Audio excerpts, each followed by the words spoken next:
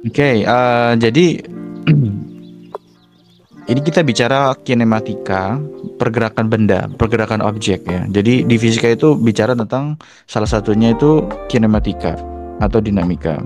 Nah, hubungannya sama informatika itu letaknya di algoritmanya atau di pemrogramannya.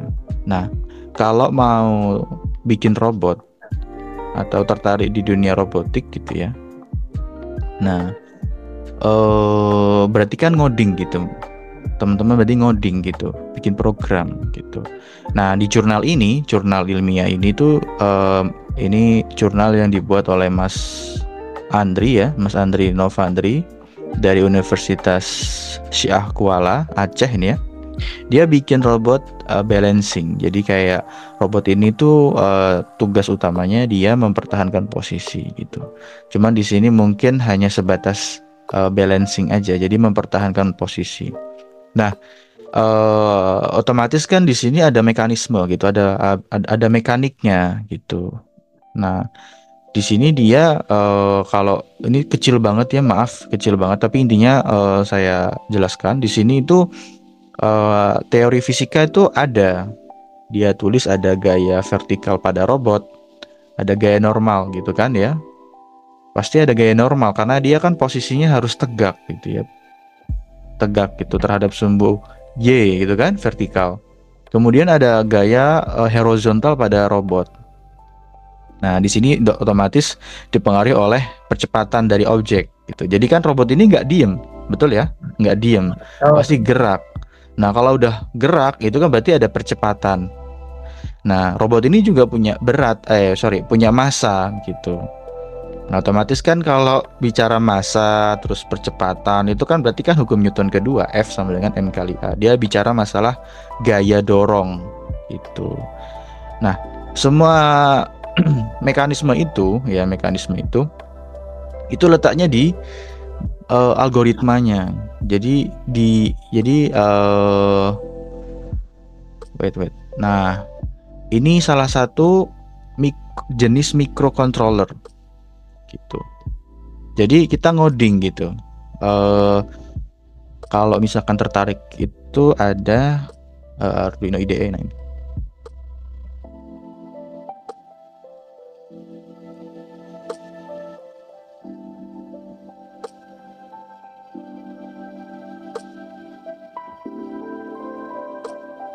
Ini kelihatan ya, Mas, Mbak, semuanya. Oke. Karena ini ada tutorialnya. Arduino Self Balancing Robot. Nah, coba teman-teman lihat. Kelihatan ya? Share screen saya, ya. udah gak kelihatan. Sebentar. Kok nggak kelihatan?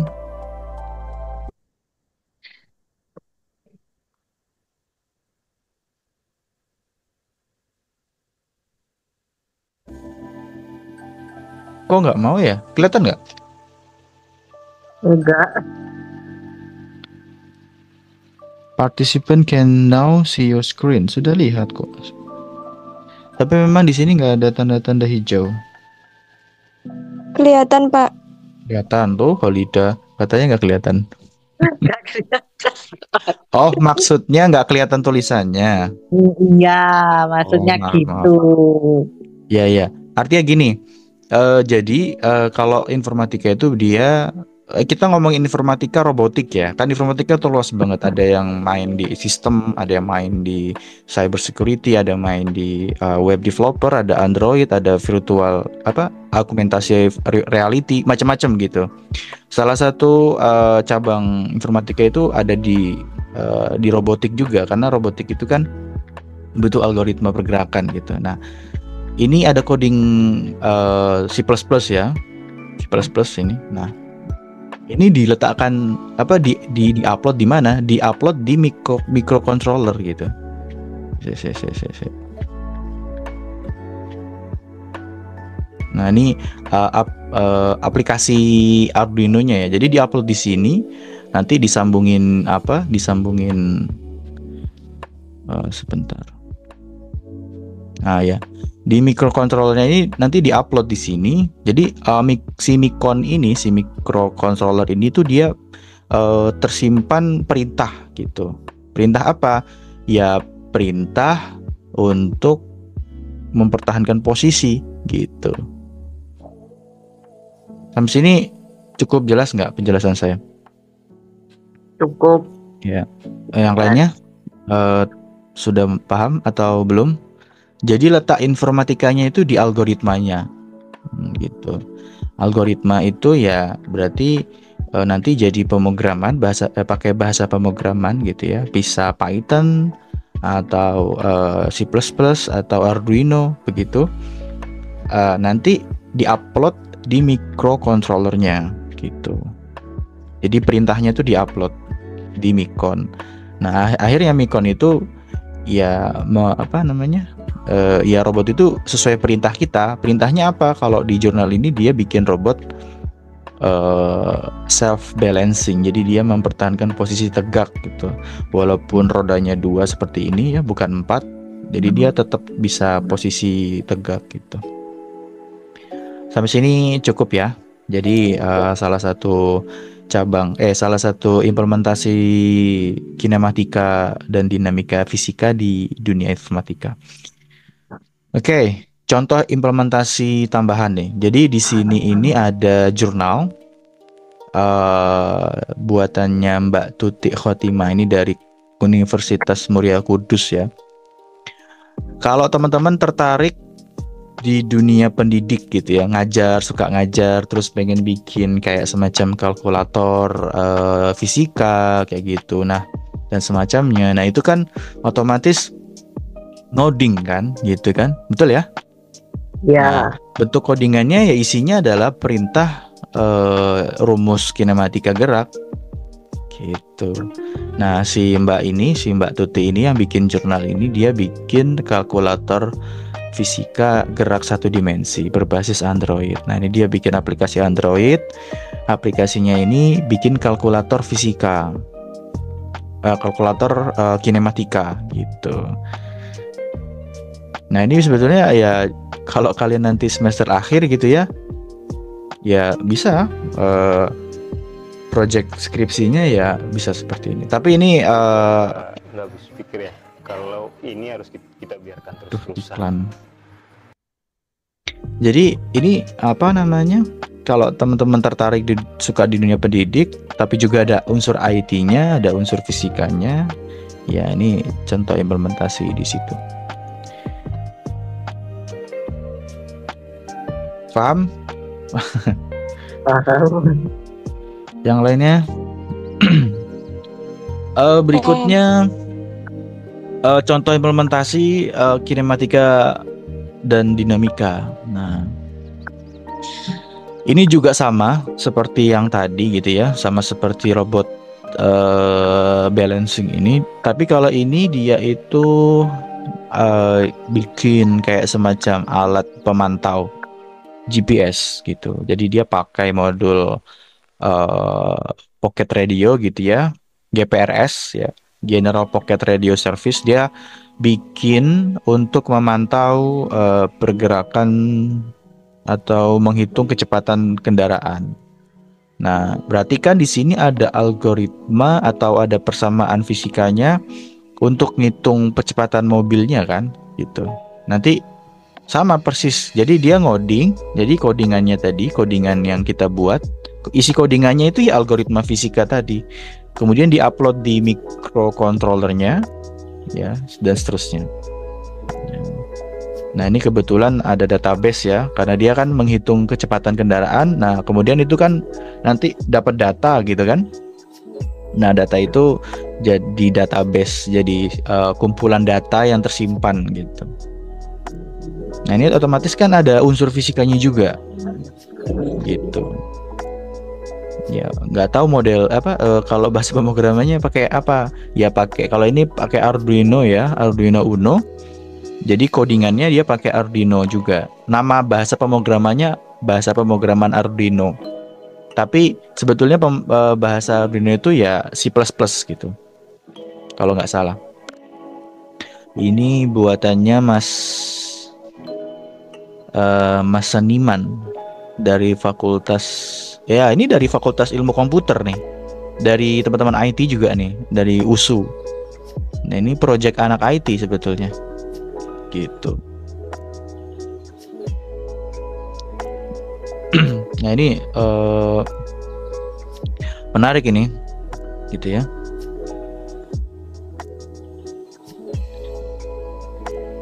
Nah ini kalau yang teman-teman suka teori ya, kalau teman-teman itu sukanya teori gitu ya, ini ceritanya jurnal yang dibuat sama Mbak sama Mirda Wijayanto. Nah ini dari kampus mana nih? Dari kampus Unsud ya, Universitas Jenderal Sudirman. Dia itu mensimulasikan pergerakan roller coaster. Nah, karena di roller coasternya ini kebetulan ada kejadian kecelakaan di tempat wisata di Taman Kiai Langgeng Eco Park ini. Jadi ada kecelakaan di situ, kemudian si Mirda ini dari Unsud itu memodelkan ulang lintasan roller coasternya gitu. Kalau yang namanya analisis lintasan, nah itu kan berarti kan ada posisinya, ada waktunya, ada kecepatannya, ya kan? Gitu. Ya. Jadi dimodelkan sebagai harapannya supaya nggak ada kejadian kecelakaan. Jadi ada kecepatan maksimal berapa nih yang boleh melintas di sini, karena ini melengkungnya diketahui berapa meter gitu dan seterusnya. Nah ini kalau ini sih sebetulnya ndak ada anak IT banget kalau ini, kecuali kalau teman-teman memodelkannya atau menganalisisnya pakai pemrograman gitu. Nah ini contohnya. Kemudian, nah ini juga robot sih sebetulnya. Jadi sebetulnya anak IT itu juga ada hubungannya sama robotik ya. Cuman kalau dia stigma kayaknya ke Android ya, kalau nggak salah, itu sama augmentasi reality ya. Nah ini kalau ini jurnalnya dia bikin kayak semacam robot ikan gitu. Robot ikan.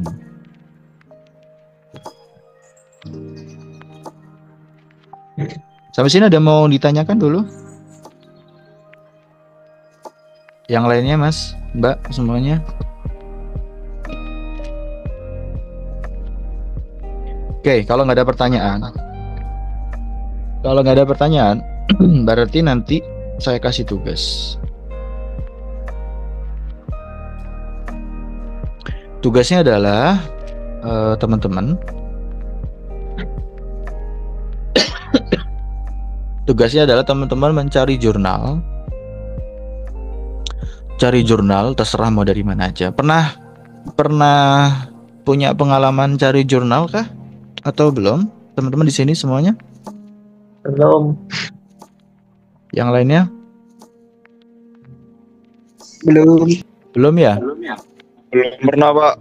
Belum pernah ya? Oke. Jurnal riset. Oke. Wait. Oke, ini yang namanya jurnal itu kan seperti ini bentuknya. Saya kasih tahu yang namanya jurnal itu bentuknya seperti apa ya.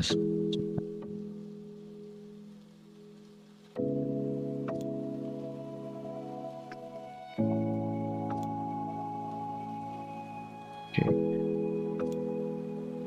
Nah ini salah satu jurnal,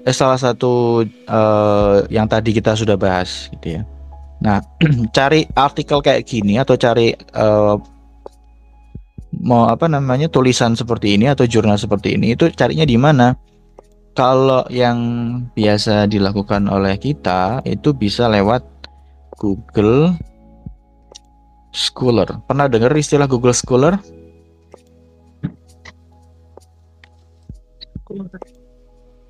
Ada yang tahu Google Scholar? Pernah dengar, cuma nggak pernah pakai, Pak. Oke. Ya ini kayak mesin pencari gitu, tapi dia khusus cari jurnal. gitu. Hmm. Nah, misalkan kalau saya mau cari robotik gitu ya, robotik terus kinematika gitu. Nah, ini keluar semua nih. Nah, jadi saya kasih tugas ke teman-teman cari jurnal, kemudian jurnalnya itu kalian baca, terus kemudian kalian review atau kalian simpulkan atau kalian bahas dengan bahasa kalian sendiri gitu. Hmm. Tapi syaratnya adalah teman-teman cari jurnal yang hubungannya sama materi kita. Materi kita itu kinematika dan dinamika. Oh iya. Nanti saya kirim di grup untuk link pengumpulannya ya. Saya kirim.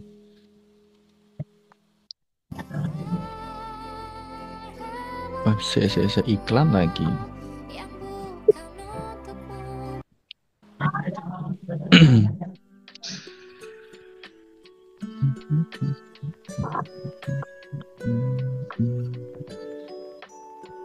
Oke, saya sudah share di grup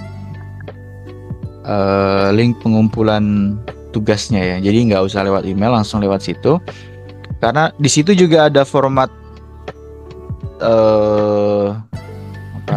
format tugasnya seperti apa, bebas gitu.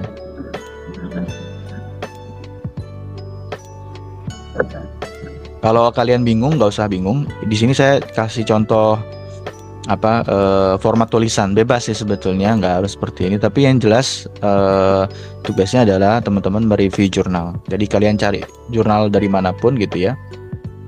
Misalkan ini gitu ya, nanti kalian baca.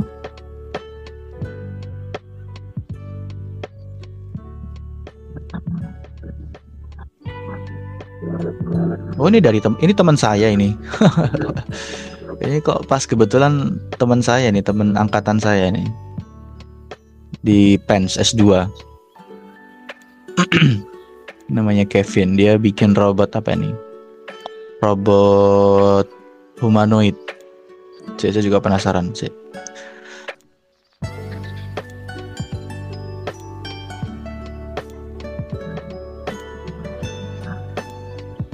Nah, ini pokoknya intinya kalian cari jurnal dari mana aja, terus kalian baca itu, terus kalian review, tapi perspektifnya itu kinematika, letak kinematikanya sama dinamikanya itu di mana gitu. Oke, paham ya? Ustadz, Pak, seberapa panjang? Ya bebas, mau pendek, mau boleh, singkat boleh. Intinya kalian tahu letak kinematika dinamikanya di mana gitu. Kapan dikumpulinnya? Minggu depan?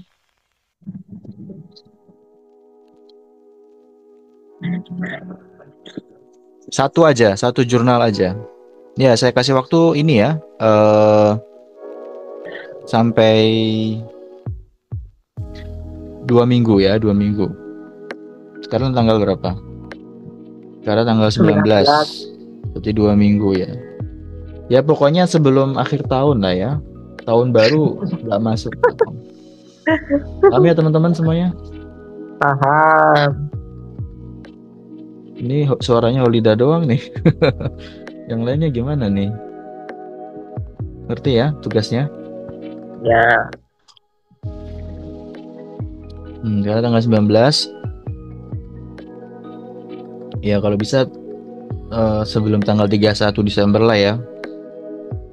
Sudah termasuk liburan itu. Libur 25 ya, 25 karena Natal.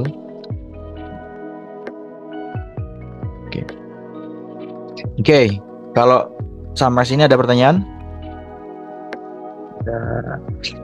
Kalau nggak ada kita masuk bab baru. Bab baru.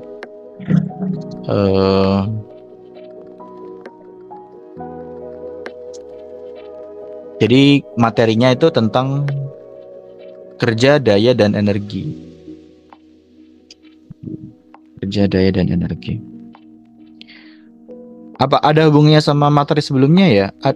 Ada hubungannya nggak sama materi sebelumnya? Ya jelas ada. Gitu. Jadi dinamika tadi kan, dinamika sama kinematika. Kalau kinematika itu kan tanpa penyebab, gitu. Dia gerak karena ada, cuman ngomongin lintasan, percepatan sama posisi aja. Tapi kalau udah ngomongin dinamika, itu kan dia ngomongin gaya, gaya gesek, gaya dorong, gaya tenggangan dan seterusnya. Nah, hubungannya sama ini apa? Ya jelas gitu. Yang namanya gaya itu kan ada hubungannya sama kerja, ada daya gitu. Jadi konsepnya tuh berhubungan lah. Jadi bagaimana benda itu move, bergerak gitu. Jadi berinteraksi dengan kekuatan, terus energi, intinya begitu. Nah, intinya ini kan contoh di sini saya gambarin ada orang lagi dorong gitu ya. Itu otomatis kan ini gaya dorong. Ini kan juga menggerakkan benda atau pergerakan benda. Oh ya, teman-teman, sebelum saya lanjutkan, saya mengingatkan ya bahwa materi kita itu saat ini ya masih berhubungan dengan mekanika klasik. Mekanika klasik masih ingat? Jadi mekanika klasik itu asumsinya itu yang kita hitung, yang kita diskusikan ini tuh benda-benda yang masih ukurannya itu besar gitu dibanding dengan yang atom. Jadi kita nggak bicara neutron, nggak bicara proton, nggak bicara macam-macam gitu. Kita nggak ngomongin benda-benda yang kecil kayak foton gitu, nggak. Jadi sampai saat ini kita masih diskusinya di ranah klasik gitu. Jadi benda-benda yang besar, terus kecepatannya juga nggak sampai kecepatan cahaya gitu.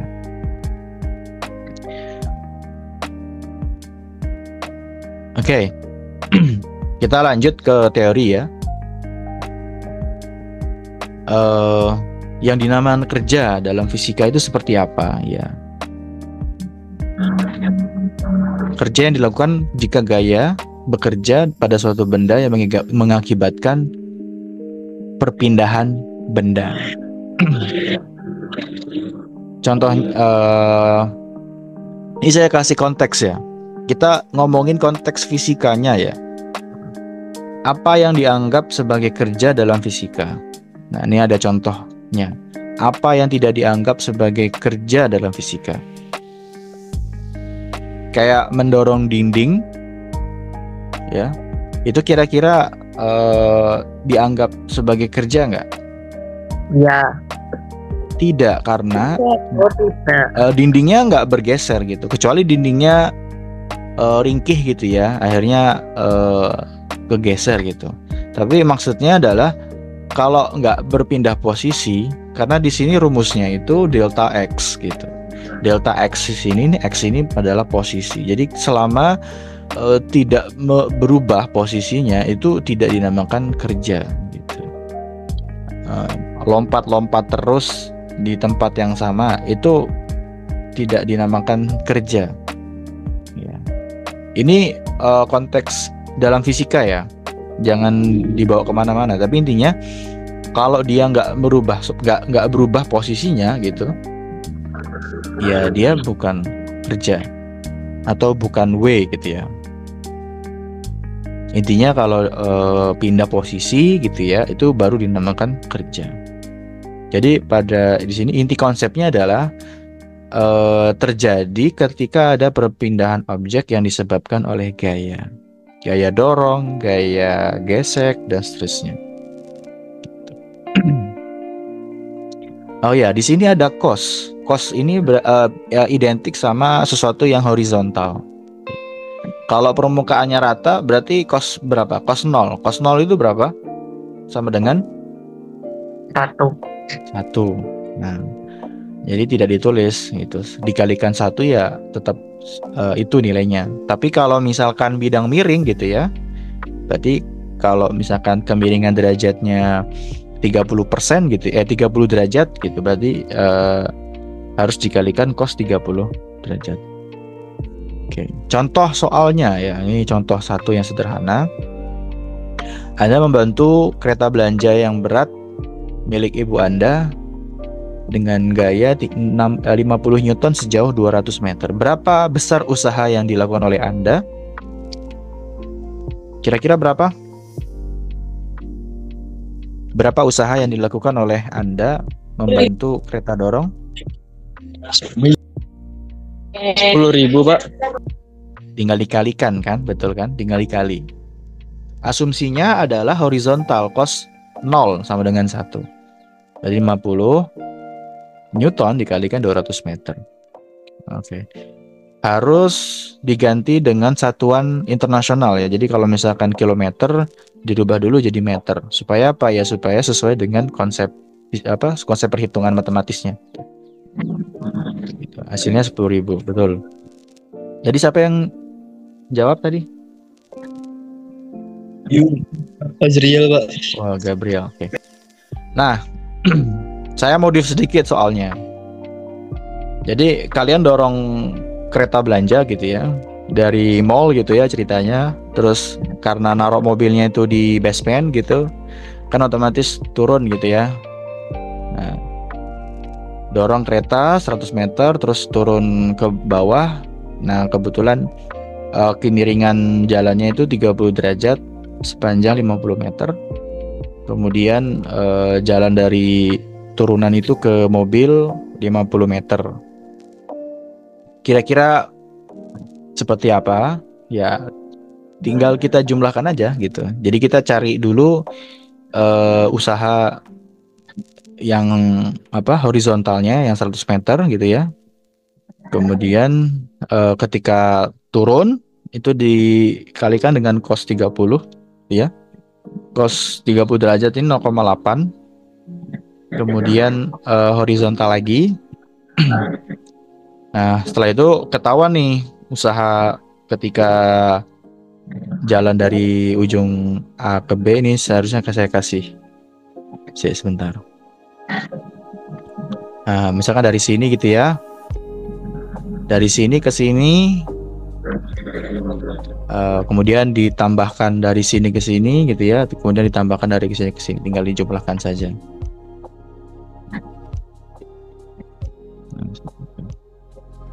Hasilnya adalah 4.000 ditambah dengan 1.700 ditambah dengan 2.000. Hasilnya 7.732 Joule. Oke, sampai sini ada yang mau ditanyakan tentang materi kerja dalam konsep fisika? Masih gampang ya? Ini masih gampang sekali. Intinya adalah kita ngomongin konteksnya fisika ya.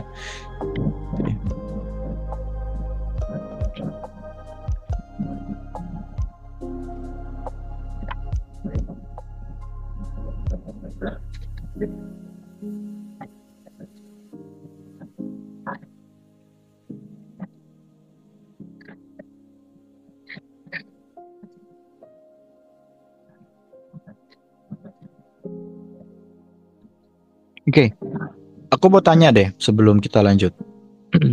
Apa bedanya kerja sama usaha? Konteks fisika loh. Maksudnya apa bedanya kerja sama usaha?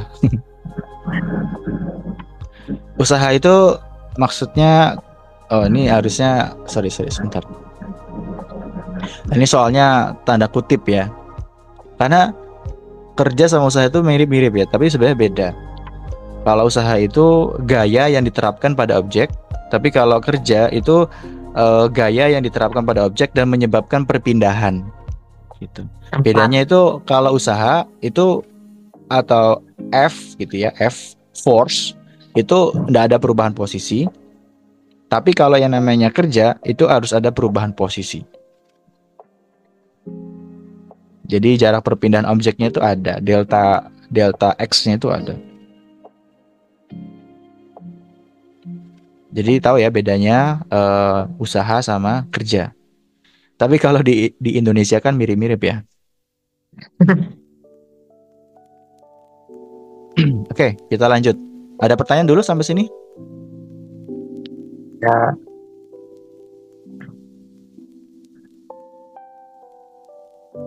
Oke, daya ini power ya, kekuatan, energi yang ditransfer. Oke. Oke, nanti setelah ini mungkin kita coba cari apa jurnal yang ngomongin ini gitu ya.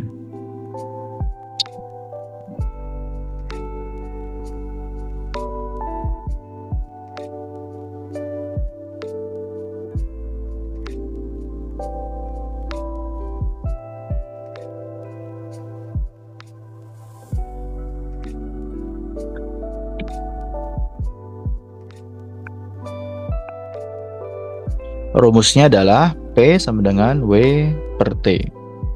Ya. W ini adalah kerja, ya. Kemudian per waktu, gitu. Maksudnya ya semua ini dimensinya dimensi waktu, gitu. Variabelnya harus terhadap waktu. Nah, ini energi kinetik ya. Energi kinetik ini ngomongin tentang energi yang bergerak.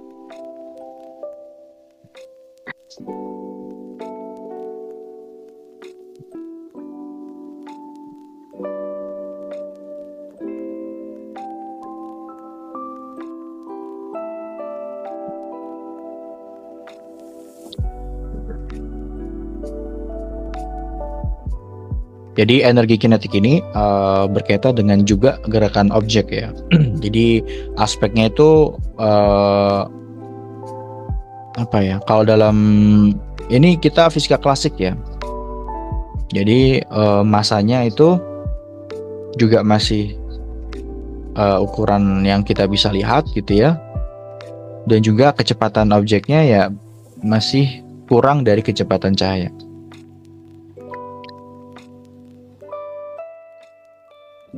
Nah, ini rumus, kalau ini energi potensial ya. Ya, energi di mana yang dimiliki oleh benda karena posisi dan medan gaya. Rumusnya adalah mg kali h. Tapi kalau misalkan dalam permukaan hanya sama dengan 0 gitu ya. Tidak ada, hanya dihilangkan. Nah, hukum kekekalan energi ini maksudnya adalah energi total pada sistem mekanik gitu ya.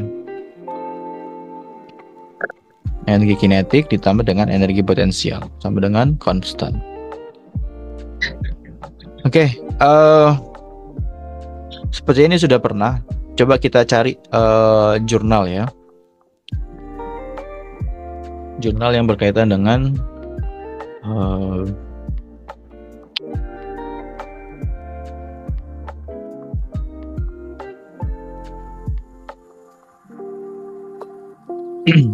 saya tuh ada aplikasi mas. Kalau kalian mau coba-coba di rumah ya. Ini lain konteks, kita ngomongin lain dulu ya.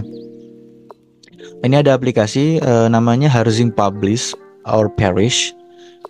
Aplikasi ini tuh ngumpulin jurnal-jurnal atau artikel-artikel ilmiah gitu. Jadi kalau kita kan biasa pakai Google Scholar atau pakai yang lainnya gitu ya. Elsevier atau apa gitu, tapi saya pakai aplikasi gitu. Jadi saya misalkan mau cari jurnal tentang energi potensial gitu ya, misalkan energi kinetik dan potensial gitu ya.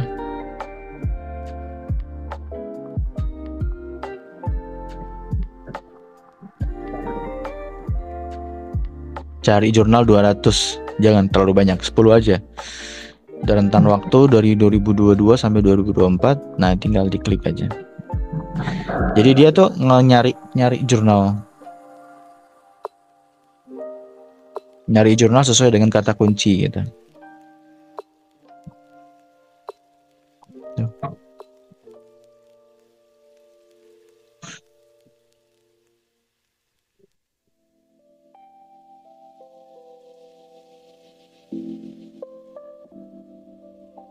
Nah, sip. Saya ambil salah satu ya. Misalkan apa ini?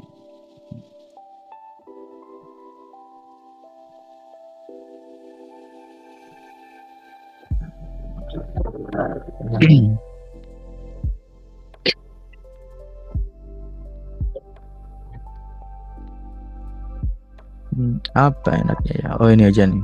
Investasi konferensif strategi.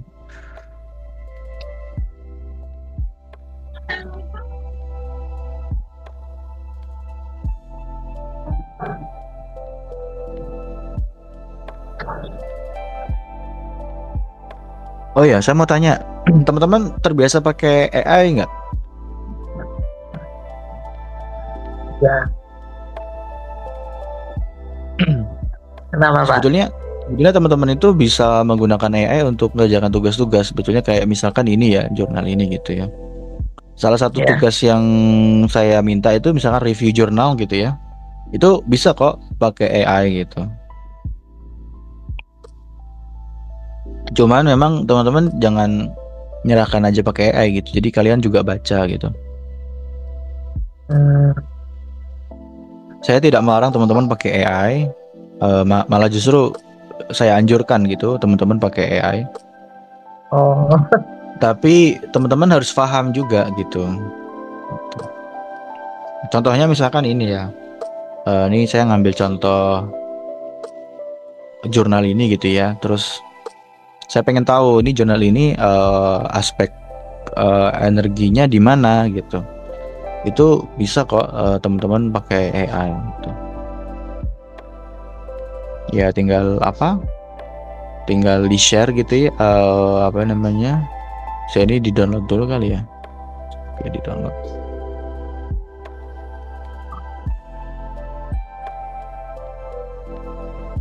Terus kemudian nanti tinggal di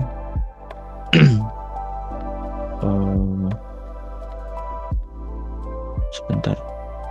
Pakai aplikasi apa ya? AI apa ya?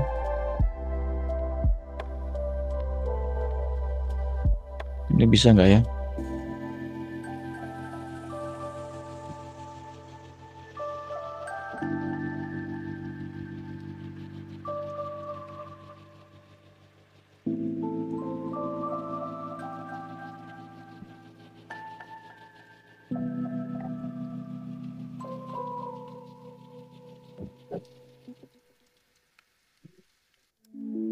Oh, pakai bahasa Inggris. Sebentar. Kita ganti.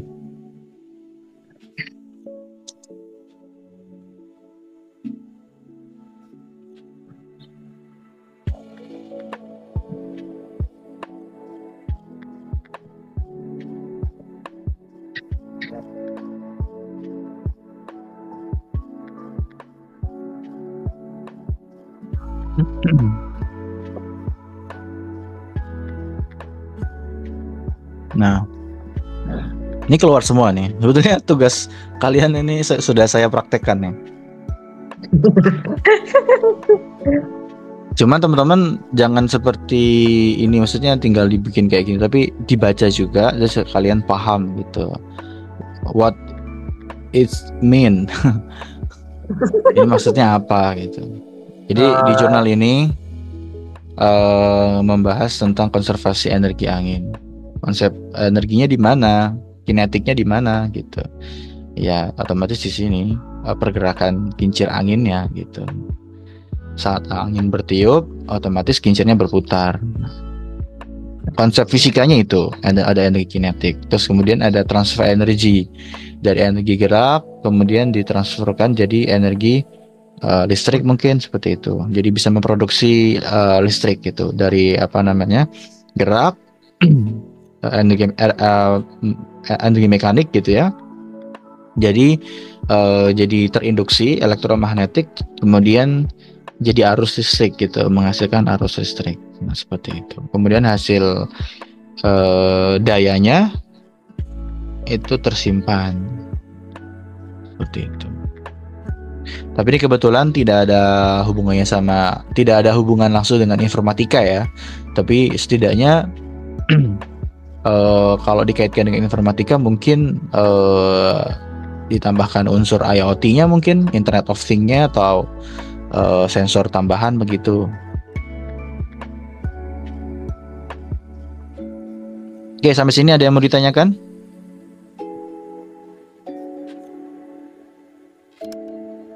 Kalau saya biasa pakai Harzing. Coba teman-teman cari. Ini Berguna juga di perkuliahan yang lain ya. Harzing. Nah, ini coba deh kalian pakai ini. Gratis kok, nggak bayar. Tinggal download. Itu dia install komputer bukan browser gitu. Tapi ini opsional ya, saya nggak mengharuskan, ini hanya saya mau ngasih tahu trik-trik gitu, trik-trik apa namanya, cari jurnal gitu. Kalau nggak pakai ini juga bisa sih, pakai Google Scholar gitu. Misalkan apa?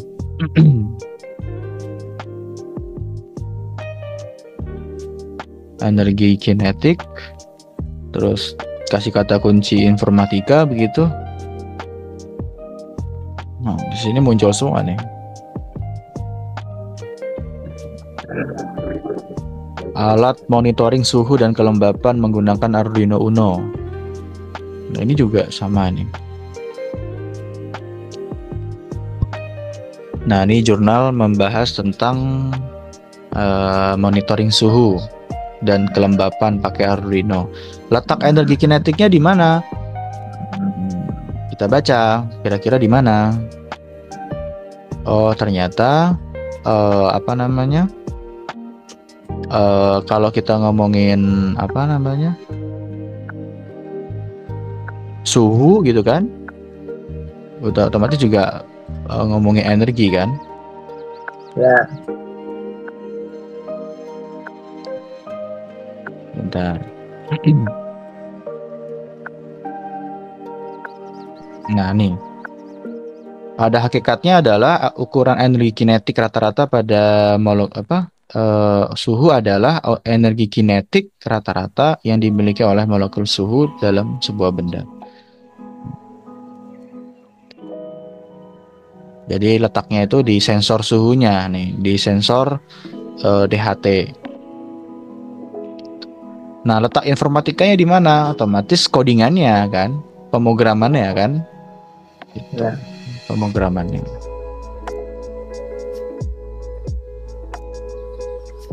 Oke, sampai sini ada pertanyaan? Nah,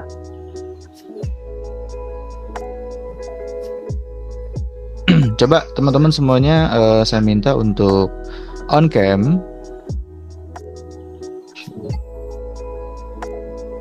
On cam semuanya coba. Febrian, Haidar, Nur Ayu. yang lain. Wow, ada yang sebelahan. Oke. Wait. Saya mau screenshot. ya Allah. Ya. Oke, 1, 2.